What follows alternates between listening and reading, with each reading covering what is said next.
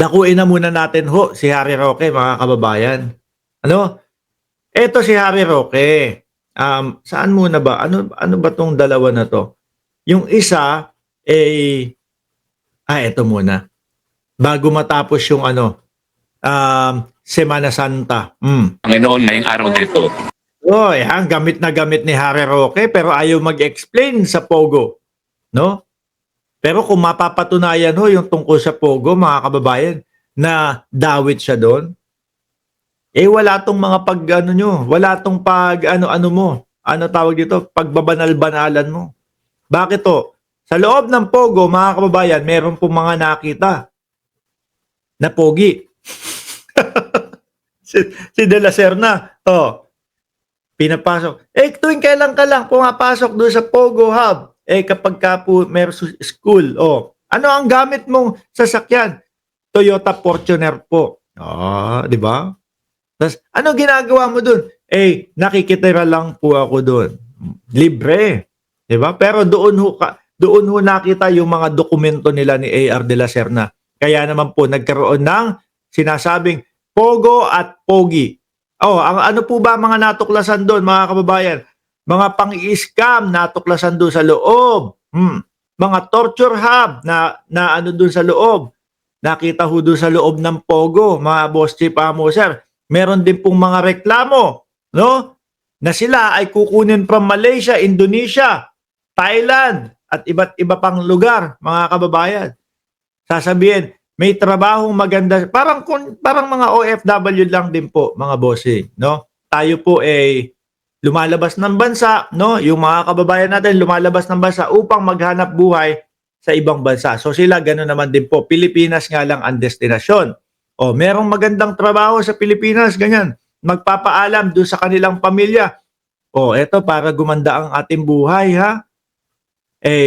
Pupunta ako sa Pilipinas para magtrabaho. Maayos yung trabaho. Pagdating ho ng Pilipinas, mga kababayan, ang bagsak Pogo pala. Yung iba sa kanila ginagawa pinapagamit sa mga lalaki. Yung iba pang-i-scam ang pinapatrabaho sa kanila. Pag napatunayan ho na si Harry Roque ay talagang dawit diyan, etong mga pagsasabi nito na kung ano-ano na tungkol sa Diyos, baliwala ho ito. No, ibig sabihin pagpapakitang tao lang. Yun ang dulot ng Pogo sa atin. Inaayawan ho ng buong daigdig ang Pogo. Pero sa dating Pangulong Duterte, ay welcome kayo sa amin.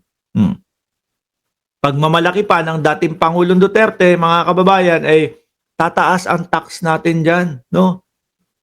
Malaki ang makukuha nating tax. Tapos mamukat-mukat mo yung balita ilan sa mga Pogo o karamihan sa Pogo hindi nagbabayad ng tax. Ano pa ang pagmamalaki ng dating Pangulong Duterte? Naku, dadami ang mamamayang Pilipino na magtatrabaho. Mabuti na nga lang hindi nagtrabaho karamihan sa mga Pilipino dyan. Kasi, yan, nabiktima.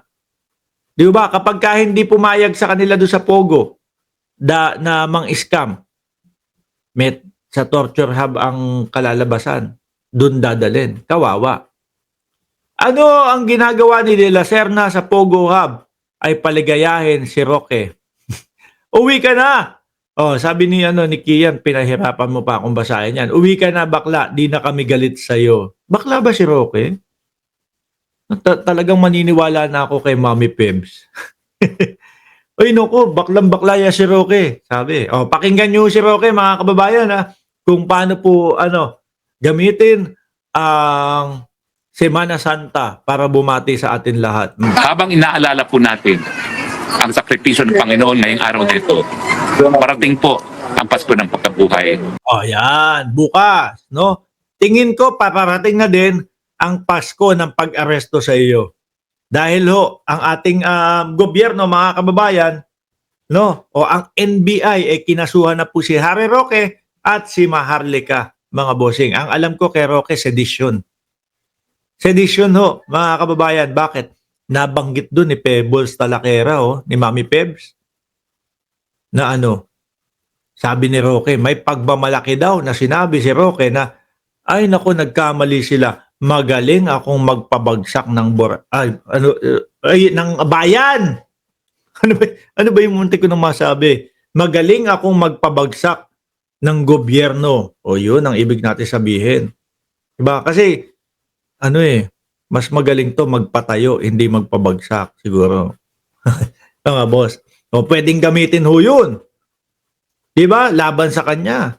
O, bakit? O, Pebbles, pag tinanong siya, Pebbles, paano mo nasabi yan? Nandun ho ako Witness po ako O, diba? O, sige, isampa ang kaso kay Roque. Sabay, pagka lumabas na yung warrant of arrest, nandun po sa the Netherlands, no? Doon po nagstay. O sige, makipagtulungan kayo sa Interpol. O yan, mukhang malapit lapit na po. At doon sa sinasabi niya, mga kababayan, na kanyang asylum na pinagmamalaki niya, 1.5 taon ang proseso, tingin mo ba hindi pwedeng putulin yon ng Netherlands, padaliin?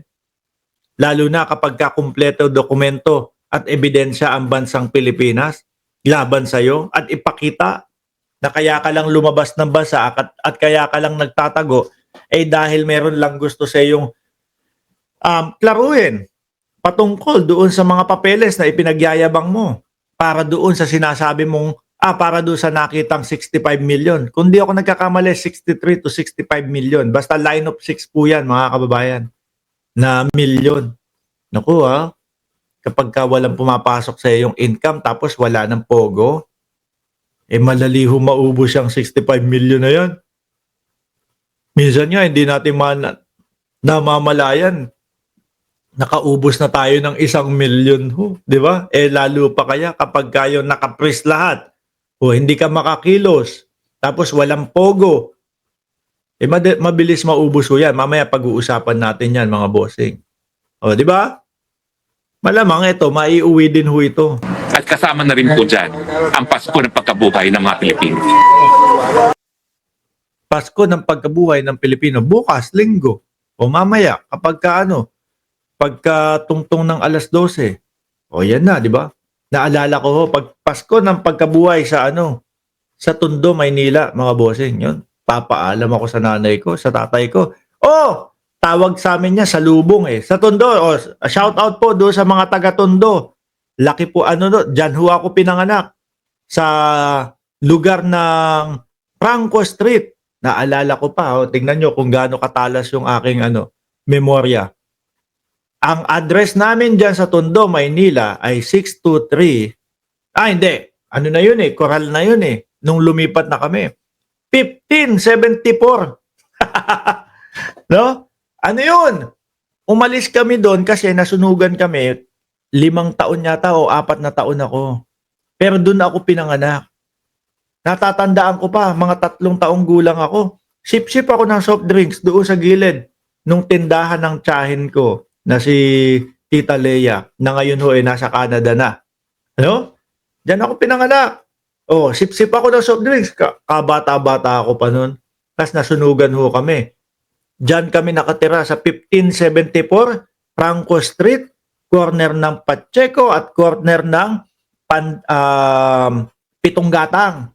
Yan. Kaya yung mga esing-esing ng Tondo o yung lolo ko ho yun, mga kababayan. Malayong lolo ko ho yun. At yung anak nun, yung nangalaga ho nung yung anak ni Chong Eseng, nangalaga nung ngipin kasi dentista po yung anak nun Bata pa lang ako, nandun na ako lagi sa dentista kasi sila nun, mga dentist student at ako yung laging nagiging model. Tapos nalipat kami doon sa Coral Street. Yung address naman namin doon sa Coral Street, 623 Coral Street, Tondo, Maynila. Abisado ko lahat yan. Shout out sa mga taga-Tondo.